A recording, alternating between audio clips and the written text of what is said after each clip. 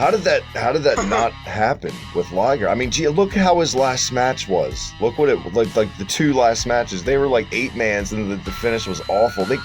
No promotion could book Pillman Jr. and Liger on his farewell tour. How does that happen? Honestly, with how stacked like New Japan's Wrestle Kingdom was, I mean, it was a 2-night event, and you couldn't give one of the nights Liger versus Pillman Jr. And I mean, you had the whole history with Brian Pillman Sr. and Jushin Thunder Liger, and then it's like, come on, Pillman Jr.'s right there. He wants the match. I don't know if Liger ever even acknowledged him. I really don't. I feel like he did once, but yeah, it was a match we should have gotten. And now Liger gets to go in side by side with the Bella Twins into the Hall of Fame. Yeah. What an honor. I'm actually more shocked that MLW didn't try harder to get that match booked, because you feel like they could definitely use the goddamn name value way more than New Japan, you know? Oh, yeah. Even though they've been around for almost 20 years, which is crazy at this point. Yeah, and I mean, New Japan seems fairly... I don't know what their relationship with WWE is like now, but I mean, they brought him... Oh, excuse me. They had Liger come over for that match with Tyler Breeze, which is a phenomenal match. It was great. At the TakeOver show. I'm pretty sure they would have... I feel like they would have lended out Liger to MLW. Shame we didn't get it, man. But maybe down the road when I'm still calling it the Pillman Jr. like 10 years from now. I'm tired of saying this and on the podcast this week. He's going to be one of the biggest stars in the world. Let's get back on track before we even get on the train, Colin. We are back. Welcome, episode 15. I'm officially announcing right now. Shout out to my buddy TJ, starting up a little MLW podcast in the very near future, sooner than later, right here on the channel. So that brings the tally up to, Jesus, Colin, 36 podcasts, right? Going. I mean, at this point, Slam Pigs is on its way back with Cruise Control. Who knows what's going to happen? Did we decide that's going to happen? No, did that happen? Fucking around with you. Well, don't do that. I'm not getting any fucking younger. You worked me. I believed it. Took the bait. What's going on, man? Welcome back. It's good to have you back. How you been? Colin's my Valentine this week. We're doing this on Valentine's Day of all days. I know. My Valentine's Day date last year was my girlfriend, and now it's Travis. And to be perfectly honest, I think it's an upgrade due to the fact that I'm single now. Take that for what you will. So yeah, no, it's good to be back. I think I just had a stroke while trying to speak. Let me try that again. It's all right. Colin's been sick, and he's doing this. But he's toughing it up. Shout out to you, man, for hanging and banging. Yeah, a little sick. Call out of work today, but I'm not going to miss a podcast. It only takes about an hour out of my day. 2 hours if you count all the stuff we bullshit around with before we hit the red button. But it's good to be back. We did our best this week, by the way. We only bullshitted for like 10 minutes. I know, yeah. It's a new record. At Uber Tie Guy in the jacket at Colin's jacket, which doesn't really exist. Don't waste your time looking that up. I wish it did. Somebody should make that happen. Nudge, nudge, wink, wink. And as always on Twitter at the Hibiki TMD. If you're checking us out on YouTube, hit that red button right down below, right here. All the goodness. Like Colin and I were joking around saying, no, literally, we got you covered. Retro gaming, pro wrestling, heavy metal podcast, Terry Bollea press conferences, variety, retro streams, everything in between. And if you're checking us out right here, ProWrestlingJournal.com. Shout out to all the fantastic writers. Thank you again, Drew Whitmer, for featuring us right here on the official podcast network of PWJ. Catch me and Drew, Pro Wrestling Journal, official Colin, Pro Wrestling Journal podcast. And I am officially glad that we, it's not as convoluted. Last week was a good episode, but we were playing catch up and it was a little convoluted. I'm glad we're back on track. We got one show to knock out. What a solid show of goddamn Dynamite this was this week. Gotta say, to be fair, in the civil war of WWE and AEW, this was a really good wrestling show, no matter what the company would have been. Oh, yeah. I mean, you had 2 title matches, solid main event. I don't have a whole lot of complaints for this show. It's not perfect. We'll get there. Before we do, where did this week's episode of Dynamite take place from, Colin? Oh, the heart of Texas, I think. Let's see, Houston, I believe, at the HEB Center. There you go. Horns up or down, depending if you're a baby face or heel. A lot of crowd play to Texas, a lot of mentioning Texas, and as they should, seal the deal and drive it home where you're coming from. Nice looking crowd this week. Pretty much jam packed. Of course, we don't see the hard cam side. A lot of people don't even take into consideration. Even WWE shows the hard cam side. There's a lot of empty seats just for all the shit they have to set up in the first place, especially to go live. Right. Yeah. No, I mean, I never really take a whole lot of that. Like, oh, look at this side where all the cameras and equipment are. There's no one sitting there. Yeah, who the fuck wants to sit there? No, I'm not saying it was just the hard. There are plenty of Dynamites where the upper deck is empty as a motherfucker that they don't show a lot. But hell, you just summed up SmackDown for the past 4 years until they went on Fox recently, and the name Fox made them sell out for a couple weeks. But now I feel like it's going to go back to what it was because it's SmackDown. Yippee! I mean, shit, when Goldberg wins the Universal title for a second time, I think it's going to fucking... People are going to be putting their butts in seats so fast. I'm not... See, Colin and I, when that people get so triggered about the possibility that happened, we were just talking about this off air before we started. It's not even we get angry about it. It's just we got to sit back and just... Sometimes you got to be amazed at what people book and just take it all in and just be like, am I playing Universe mode in 2K20 or something? You know what I mean? Like, it's... Whatever. Right, like, I mean, but yeah, before we went on air, I was pitching the whole idea, like, I mean, on SmackDown, they had the whole, the Fiend and, or just Bray Wyatt this time, and good old Terry B.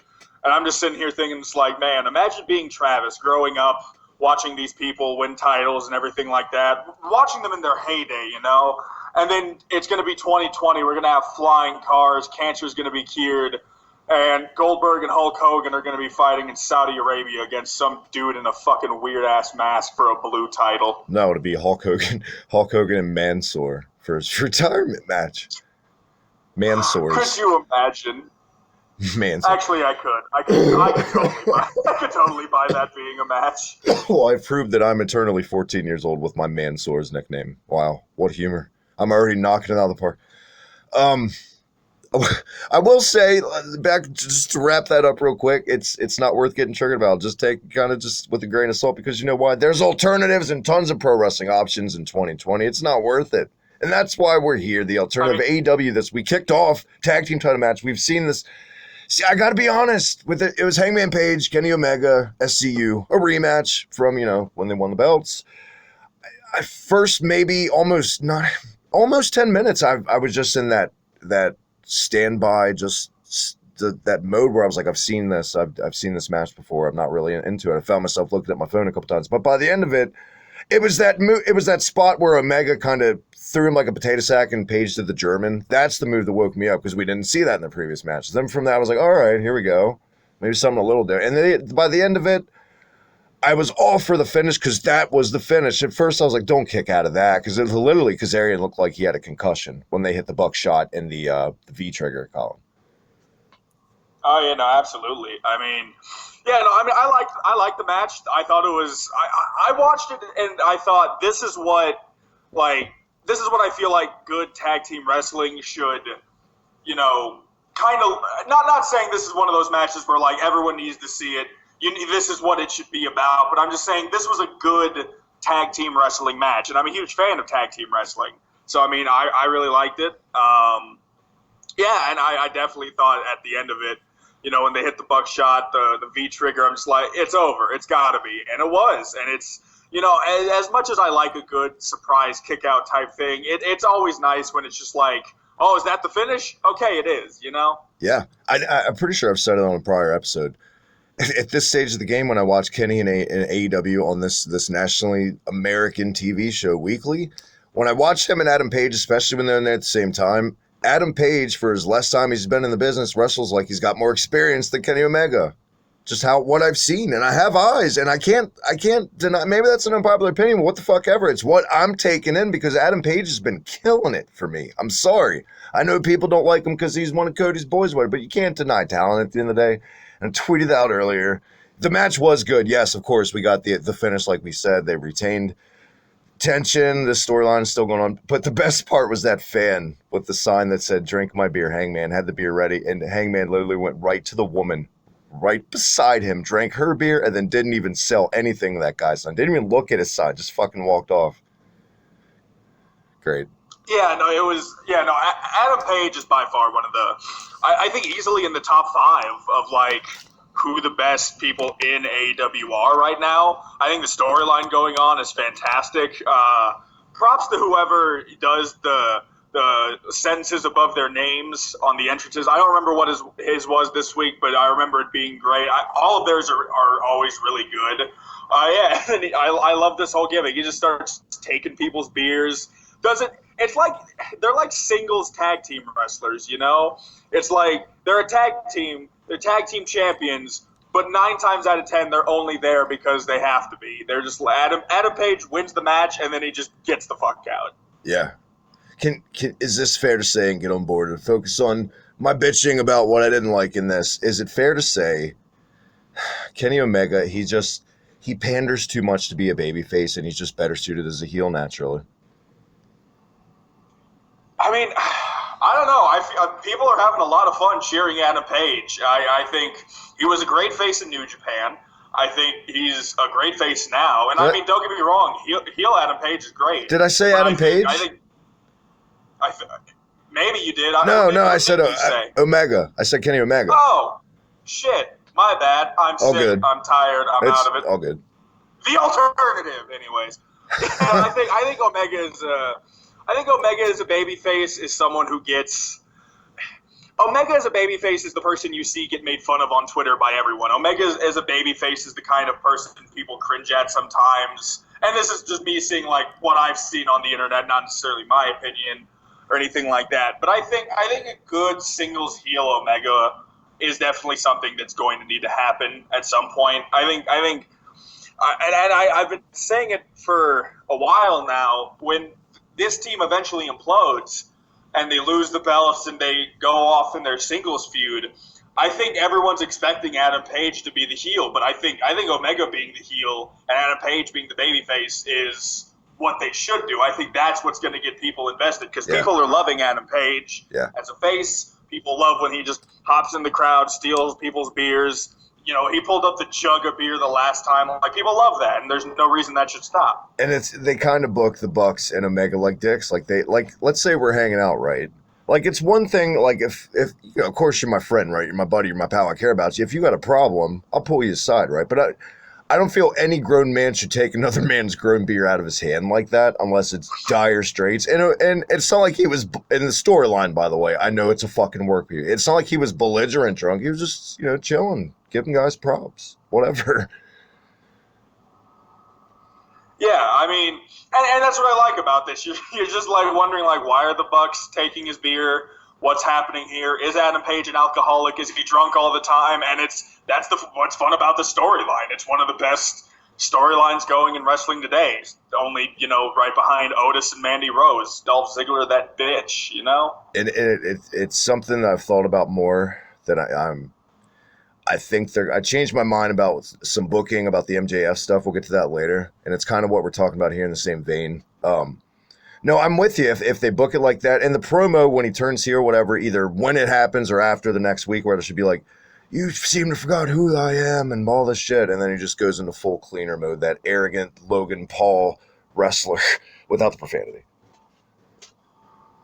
Let's hope so, at least. I mean, they don't really seem to care about profanity a lot on AEW. So, I mean, you know, if they're throwing around some F-bombs, some calling people bitches. I mean, bitch seems to be wrestlers' favorite word. I mean, we've heard it so many times over the years in AEW now and in WWE in the past. So, who's to say? After this, we got a little, I don't want to say hot shot booking, but this reminded me of very ECW-ish booking where they would just keep the flow going with angles within angles, kind of tailing off others. The Dark Order came out. No entrance, nothing, just stormed out. This led to a big old fiasco fuckfest, Colin. I mean, it's the standard thing they do, you know, for the Royal Rumble, for, you know, Battle Royal, stuff like that. You know, they have all the people who are in the Battle Royal come out, all the faces face the heels, and they just start chucking people out the ring, and it's the setup of Battle Royal. I'm glad you brought that up, though, because I did want to talk about the fact that at the beginning of this series, there we go, I kept going back and forth if I wanted to say show or series, but that was actually impressive how you held the glue together. So. Right. At the beginning of the series, when they started the alternative, I was very adamant that I just wasn't a huge fan of the Dark Order. didn't do a whole lot for me. Didn't really get it. Didn't know why they were popular at all. And I have to say, I'm intrigued now. I mean, you have Evil Uno coming on the big screen before the match even starts, saying like, we could be right, we could be next to you, blah, blah, blah. And, they're waiting for the, presence of the Exalted One. And we're led to believe it's supposed to be Christopher Daniels, and because he left, and on commentary they're talking about like, people are questioning if where his loyalties lie and everything. And I gotta say, I'm intrigued. I'm interested to see who the Grand Master leader of this, of the Dark Order is going to be.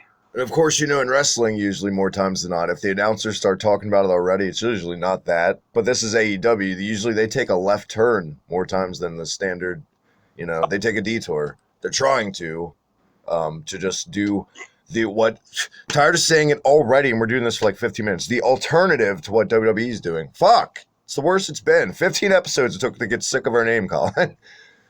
It happens. It happens. There was only so many times we could say cruise control before we looked at our cars and discussed.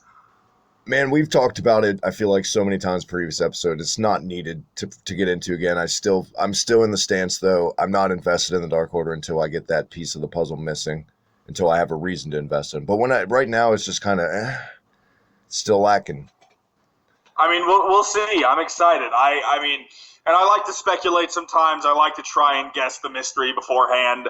And I'd have to say, I think if Marty Scurll didn't, re-sign with Ring of Honor, isn't doing what he's doing with NWA now, yeah, I think it would have been him. For sure. Now, I'm starting to think, who could it be? And not that it would make any sense or anything like that, but I have to believe, at least high on my list, it's got to be, the former Luke Harper, obviously recently left WWE. Yeah, is more than likely going to be in AEW in no time. If he sticks with the kind of like gimmick and idea he does on Twitter, and he does, and he did in the WWE, I think it would make sense. I think it would be a cool addition. It would at least get me invested in the Dark Order more, because I fucking love Luke Harper. Name value. That's exactly what I mean. Exactly. He fits that to a T, by the way. I never really thought about that, Luke Harper, in that role for them. Yeah. I'm worried about what his name's going to be. I mean, I feel like he'll probably just go back to Brody Lee, but, we'll see what happens. Luke Harper. I got a million of them. I'm on fire. Remember when TNA was like basically the landing ground for literally anybody who left WWE, and for weeks on end we would just hear nothing but like remixes of their WWE name, and for like, what is Steen Owen doing in the Impact Zone when like Kurt Angle said like TNA is hiring and everything like that. I could see them doing the same things. What is Hook Larper doing in the Dynamite Zone? Oh, nostalgia. Sweet, sweet nostalgia. I literally have written down on my piece of paper here, Colin, for the next segment. Nobody gives a shit about Sammy Guevara. No reaction. What the fuck? Every week this guy gets no reaction. I feel like it depends on the city they're in. Sometimes he does, sometimes he doesn't. I'm still pretty sold on the fact that I think he's going to be a really good heel in the future. I think he's going to be one of the bigger people. But I mean, you have him versus, Austin's own Dustin Rhodes, and yeah, no one's going to be on Sammy Guevara's side here. It's that steak or chicken you're about to throw on the grill, but you got to marinate it for a day before it's ready. It's not marinated yet. It's not. Give me 1 second, Travis. Yeah. Oh yeah. Yeah, I feel like in a couple years he'll be up there with the Jungle Boy and Brian Pillman Jr. And he's just we're looking at the future, honestly, right here with so many of these guys. And the biggest stage a lot of them have ever been on is bigger than a stage guys on indies have been there for twice as long as them, which is a crazy thing to think, but that's kind of what it was with Lucha back in the day of WCW Nitro 2. That's a totally different podcast. Dustin Rhodes showed, though, in this promo after the match exactly why he's been that piece of steak marinating for almost 30 goddamn years. What fire. What, just showing you how to do it. Let's line up, kids. Hold my goddamn beer, said Dustin Rhodes this week on the mic made me give a shit about the Big Hurt, Jake Hager, in a storyline, I think, for the first time since his debut. I'm excited to see this match. People don't realize Dustin Rhodes is a big hoss at the end of the day. He's like 6'6". Oh yeah, no, I mean I'm 6'5", and Dustin Rhodes is taller than I am. There you go. Yeah, because I was looking at the match, and I was just like, there was one spot when Hager was holding his feet. Guevara hit him with the Insta-Giri. He landed on the apron, fell over, and everything. And I don't know why, but I was just looking at him, just like, God damn, he is lanky and he is tall. And I'm excited for it. I'm really glad you mentioned the fact that his nickname is the Big Hurt. I think that's one of the. I just think of Frank Thomas still. I can't fucking help it. I keep going back and forth. I'm like, I don't know if that's one of the best nicknames I've ever heard or one of the worst, but all I know is it fits, I guess.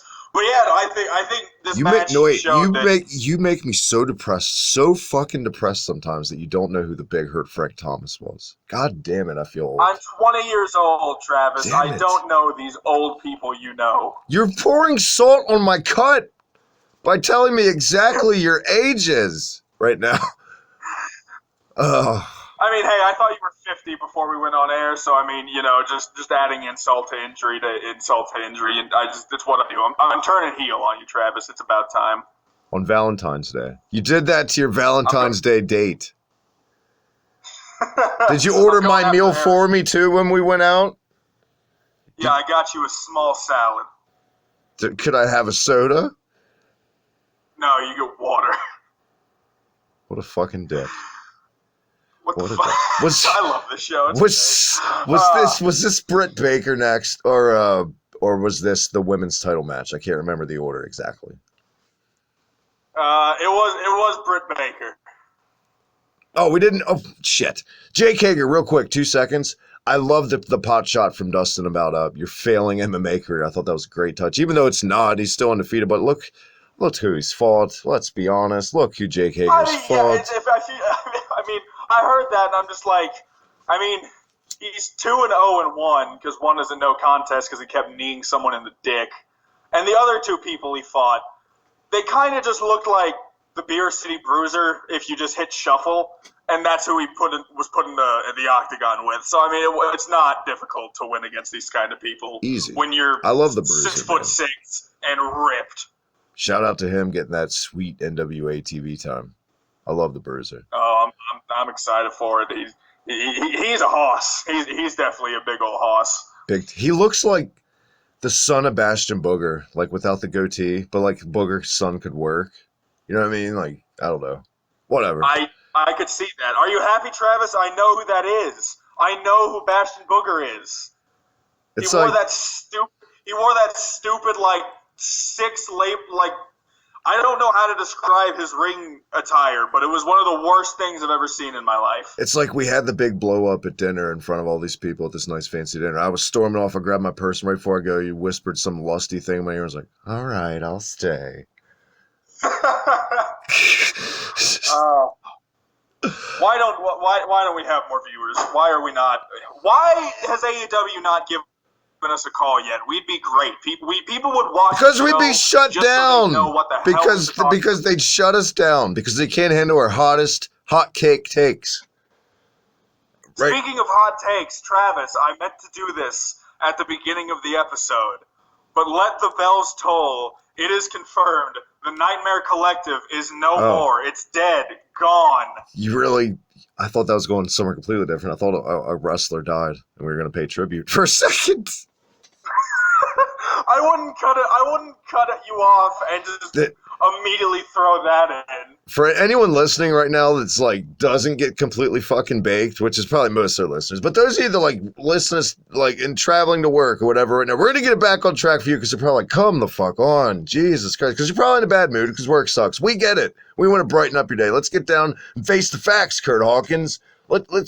This came out on a podcast this week, Brandy Rhodes. We didn't get to talk about this, so thank you for bringing this up. This was refreshing, I guess, at the end of the day. Gotta give her credit. Did we talk about this last episode? I don't think we did. I think I brought up the fact that they might be over, but it wasn't, like, confirmed yet. It's over, though. That's pretty much what I'm getting Yeah. at. My long-winded bullshit. It's done. I mean, I'm glad Dr. Luther got his 2 episodes of fame. Probably never see him again. Well, hopefully they get off of their high horses and call up Gangrel and get him in something. Didn't you see him on Raw this past Monday when he bit Becky Lynch? Oh wait, that was Shayna Baszler. Never mind. Oh my god. Well, see, that's why we don't want more people to know right there who we are. Because I don't need people coming to me with their bullshit, because Twitter has been such a lovely place this week. My God.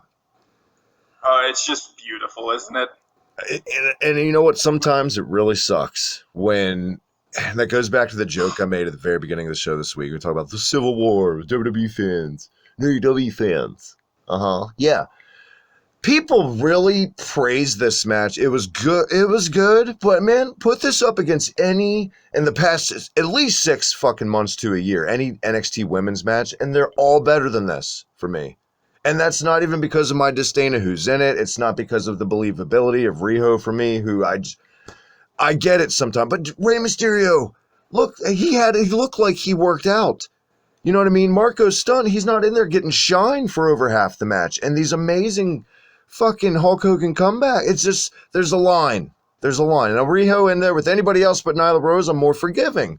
But where's the line? And just this blurred, biased, fucking just blatant biased bullshit about how this was the best. I've seen people tweet that this was the best women's match in the past 10 years, 5 to 10 years, one of the two. I don't remember the exact, but it was a ridiculous amount. And as much as I disdain Bayley and Sasha Banks in real life as people, and not the biggest fan of the characters, I put that match up against anything AEW's women division will probably do for a long time, because that right there is the blueprint of probably the best modern women's match we've all seen. Is Sasha and Bayley. Just the timing for what it did. Of course, women are doing way more now, Colin, since that match, but just what that match meant, it's kind of like Shawn and Razor in the ladder match for the first time. Now, that match is kind of aged shitty, because the high spots in that match are going, oh, wow, whoopee. But for then, it was, wow. I just want to know what you have against Bayley. She's a deer in real life. Anyway, it doesn't matter. Anyways, that's what I took away from all that. No, I'm kidding. I certainly wouldn't put this in the top 10, best women's matches in the past 5 to 10 years. I don't even think this was the best women's match since 2020 started. I don't even think this was the best women's match in AEW's history, to be honest. Yeah, no, there have been plenty. Yeah, I know. There have been way better. But to be fair though, I did think it was a good match. I thought this was probably Nyla Rose's best match to date as far as her AEW career goes. I don't know what she did beforehand. I think Rio probably had a better. I think her versus Shida was a little better than this. But I didn't hate the match. I thought it was good. I think it was probably a good time to take the belt off of Rio. She's held it for since the beginning of beginning of Dynamite when she won it and everything like that. So I'm excited, new champion. I think it'll be a fun reign for Nyla Rose. See, a lot of people are going to be shocked that just because of my opinions on just the bullshit and just all this woke bullshit about assholes on Twitter and just allies that aren't really allies and snakes and shitty people. At the end of the day, I'm happy for Nyla Rose. I think it's a good thing. I think it's a very progressive, positive thing. My problem with it is this match was Riho. 100%. I thought I'm right there with you. Nyla Rose, for me, was great in this match. Great mannerisms, great heel shit. The best I've ever seen from Nyla in this. I got to give the devil her due. Square one. I always call my own bullshit before anyone else's, and Nyla Rose was not my problem in this match. Riho, what the fuck? Out of all... her psychology, she wrestles like Goliath when she should be wrestling like David. That's my tried and true statement on her. I don't get it. She should be coming up from underneath more than struggling, and she just was right on par in there with Nyla Rose. And she's not a Daniel Bryan. Daniel Bryan's a little fucking brick shit house. You know what I mean? I wouldn't want to fuck with Daniel Bryan in real life. I don't care how tall he is.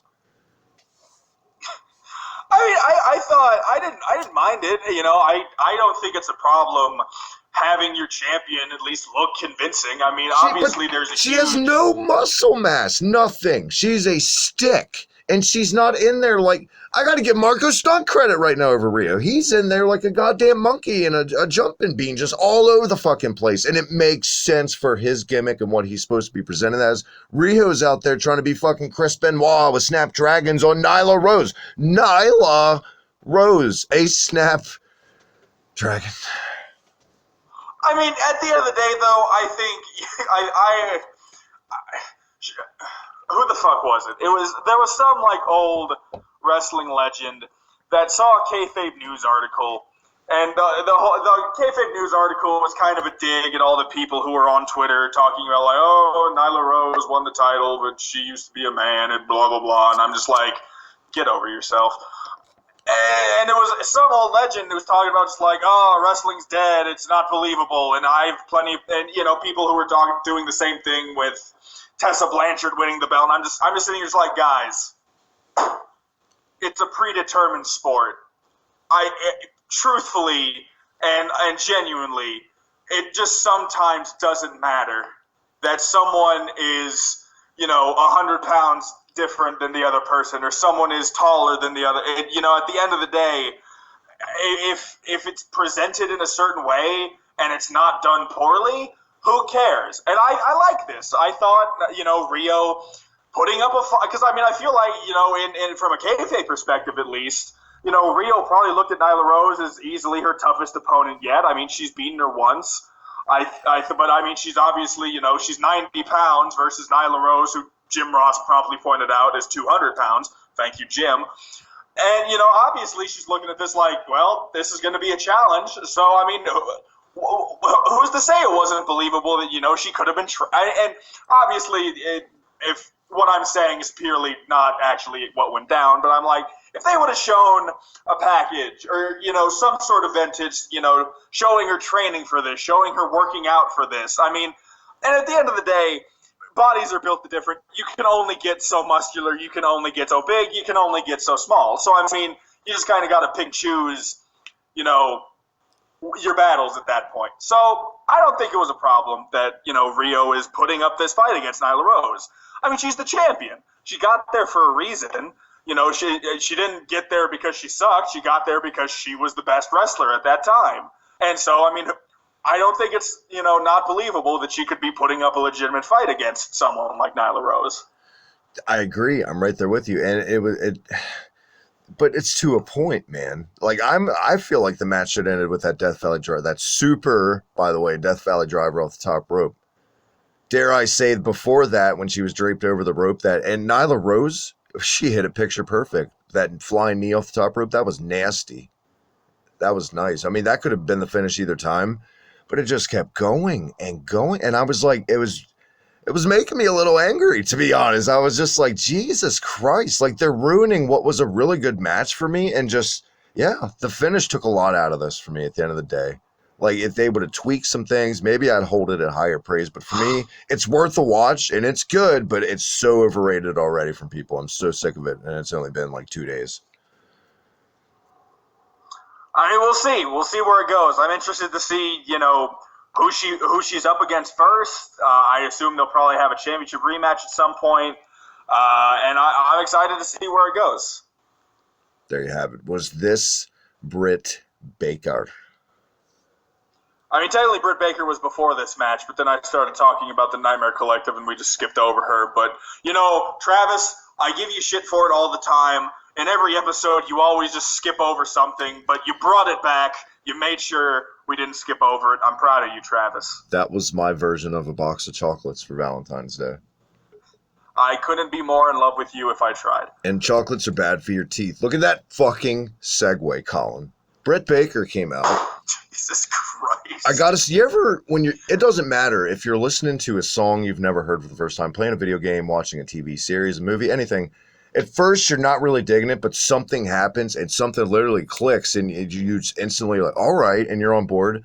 That's what this promo was for me. Because until she grabbed that mic out of Tony Schiavone's hand and called the crowd Whataburger Chubby Cheeks or whatever, I was bored as shit. But when she did that, she just became a different person. And she had this fire this was like two people. It was like a tag team out there, and then she passed it to her partner. You know, this was weird, but by the end of it, I didn't hate it. It's the best I've seen Britt Baker on the mic at the end of this. Why can't she just do it for, you know, the complete 2 minutes instead of, I don't know. It was weird. I mean, yeah, I know, I dig it. I think Britt Baker is slowly becoming one of those heels where people are, you know, it's kind of on the same level of Baron Corbin. I think people are starting to get the idea that Baron Corbin is really good at his job when it comes to being a heel. People just boo the shit out of whenever they show up. And I think Britt Baker is well on her way to getting that same kind of reaction. WWE, their Twitter tonight or whatever, they put out, I think it was kayfabe, where Baron Corbin was suspended for actions against a fan last week. But then he came out tonight, so I think it was kayfabe. But yeah, I mean. One of my favorite spots in wrestling is always the, you know, oh, this person's banned from the show or banned from the arena, and then they just walk down in the match they're supposed to be in, and just like they're just waving their front row ticket the entire. I always love that spot. The ease, and people get fucking worked by that shit so much, and it's literally right in front of your face. Colin, you know what I'm talking about? It's the blueprint for if they're working you or not. If they're not working you, it'll say their gimmick name and then parentheses the real name. If it's kayfabe, they're just saying their gimmick name. Believed it. I don't think anyone would believe. You'd be surprised. Suspension. Well, that's fair. And it wasn't a suspension. It was just saying like he was banned from competing this week. So I mean, it wasn't going to go past the next week or anything like that. But I mean, shit, Andrade's suspended right now, and Andrade's article was the first time I even learned what his real name was. So I mean, yeah. So I get what you're saying, though. That's crazy, though. The United States champion's still suspended. Not stripped. They gave him the Brock treatment, man. Good for Andrade. I mean, look who he's engaged to. I just congratulated someone on getting a wellness violation. What have we become? He's just sitting at home collecting those championship bonus checks, doing fuck all. Packing those championship bongs. See what I did? Dad joke, evident. Now, let's see more of this. I feel like that's where we're at. Let's see more of the end, what this end of this promo was of Britt Baker. And I feel like if we keep seeing more of this, and her in-ring, she tightens the screws up, because keyword is potential with Britt Baker right now. She's just this clay that needs to be molded properly, and I feel like eventually we'll get there until it hardens into this beautiful piece of pottery. But until then, we're kind of here with wet clay. Yeah, no, I agree. But I think Britt Baker is definitely, you know, like I said, well on her way to getting the reaction she's after, and is going to be one of the biggest, you know, heel women in AEW. And I mean, I think, you know, Nyla Rose versus Britt Baker. I don't know how easy it'll be to turn Nyla Rose face, but I mean, I think that'll be a match where, you know, people, and it could even be one of those matches where it is a heel versus heel match, and fans are just like, I don't know who I want to win the least, you know, and I think those matches are needed sometimes. Yeah, for sure. The unknown is a key ingredient to any good pro wrestling, you know. Gotta love the surprises. You said the word reaction earlier, and Colin and I usually never ever watch Dynamite live. We play catch up. Of course, it's inevitable. We're going to see spoilers. My reaction, I was at work, and I saw that Jeff Cobb was coming in. Now, not officially signed, correct? He still wants to do this journeyman gig. He's kind of putting out feelers. What's going on with Jeff Cobb? You know, I don't know, actually. I mean, yeah, so fast forwarding a bit, we'll get back to, you know, what was next in a second. But yeah, no, I mean, Jesus Christ, I thought I was on point with the next. It's fine, we'll get back to it. Yep, fuck. Travis, you did it again. You skipped over a match, and now you took a shit in my box of chocolates. How dare you? We're having an argument at dessert now in the restaurant. Fuck. We're the couple everyone just can't wait to finish their meal and get the fuck out. They've already spit in every plate they brought us this evening. They've spit in all of it. We're dreadful. Yeah, we're just the worst. We don't even leave a tip either. Nope. Anyways. Only on Campster. Boom! What? Jesus Christ. Yeah, so I mean, we had a promo with the Inner Circle before the main event, and it was, Jericho was basically saying, like, you know, you got through this person, you got through that person, well, you're going to have to get through one more. And, you know, he's, you know, internationally known, blah, blah, blah, Jeff Cobb. And, I mean, yeah, same thing. I wasn't watching it live. And I got the notification while I was at work also, and I saw his name, and I was like, oh, shit, okay, I could work with that. And I don't know if he's actually signed. I thought he was in Ring of Honor. But he's all over. He's been he's all over the place. New Japan, Ring of Honor. I know. I know he's doing New Japan as well. So I mean, we'll see, what happens. But I think they did this perfectly with the introduction of Jeff Cobb, because Jeff Cobb is a name and a wrestler I feel like that could easily go under some people's radar. Some people probably have no idea who it is, and so I think instead of him being one of those just like running out of the crowd, mass superstars who attack Moxley and everything, I think they did it perfectly. Jericho said his name, and then at the end of the show, well, we'll get to what happened at the end of the show when we get there. That's weird though, because I feel like PNP, they kind of came out of the crowd and they unmasked, right? They got a mild reaction or a pretty decent reaction at first, and then it kind of just tapered off very fast because everyone was like, "Wait a minute, yeah, that's LA, yeah." I don't know. I totally agree. We don't. Sometimes you don't appreciate vignettes and what Vince McMahon kind of did for wrestling, and Fritz Von Erich, those guys that introduced vignettes and building guys up like this. Just at layers and hype, it can intensify for any character if done right. And Jeff Cobb's been one of my favorite guys in the Indies for a couple years now. He's fucking great. Anyone that doesn't know who he is, he reminds me so much of Taz. He's really solid. Easily. Mic skills, it doesn't really matter as far as people are like, well, we can't talk. I don't think it matters, especially if he's in there with Chris Jericho as a mouthpiece, for fuck's sake. Silent Killer him. Right. Wardlow is good right now, but I'd sign me up for Silent Killer, Jeff Cobb over Hager or Wardlow any day. Damn it, Travis, you ruined my fucking transition. I was when you stopped, I was going to say, but you know who else had a vintage that helped me learn who he was before he showed up? Warloaf, and then you said his name, so I can't do it anymore. I mean, we still say Warloaf. It's all right. Well, no, I just couldn't do the transition. It doesn't matter. It's fine. The makeup 6 later is going to be great. So the match. Sake. You ruined it. Ruined the whole show. Now I got to hit stop. No, I'm just kidding. I think I made it better. But before the main event, we had, it feels like forever since we've seen MJF in an actual match. He kind of just, and it's weird how it doesn't matter. MJF hasn't wrestled in what seems like a long time, and I don't think anyone was complaining.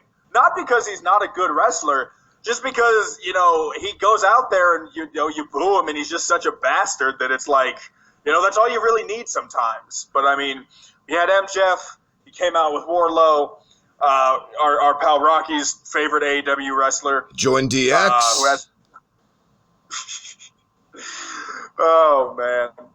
But I loved his tights. I loved them. I thought they were great. They were fantastic. Gave the ring to Wardlow and sent him away. He's like, nah, I got this. And out came Jungle Boy, his opponent, who did the same thing. They did the whole shtick on the entrance ramp, but then they sent him away.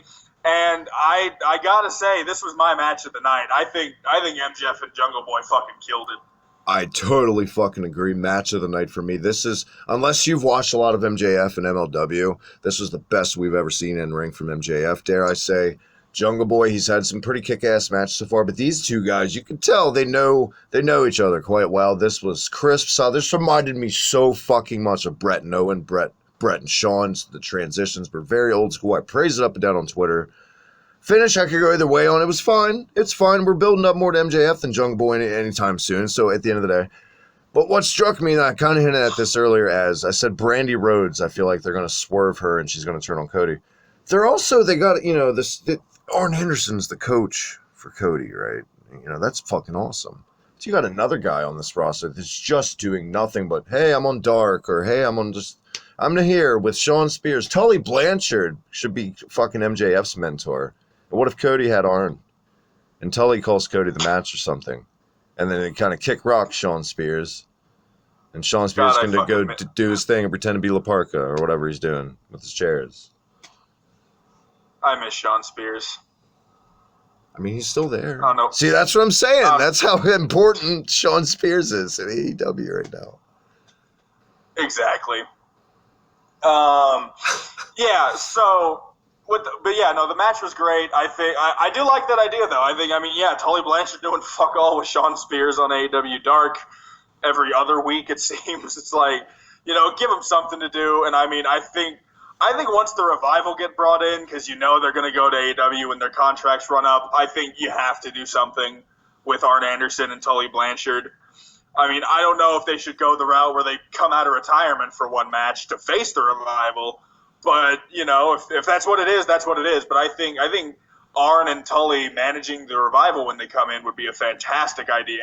Or pairing the Revival with Cody. Colin, did you watch the uncut version of this episode of Dynamite where, like, during the commercials, it just pans the crowd and their signs and stuff? I did, yes. Okay.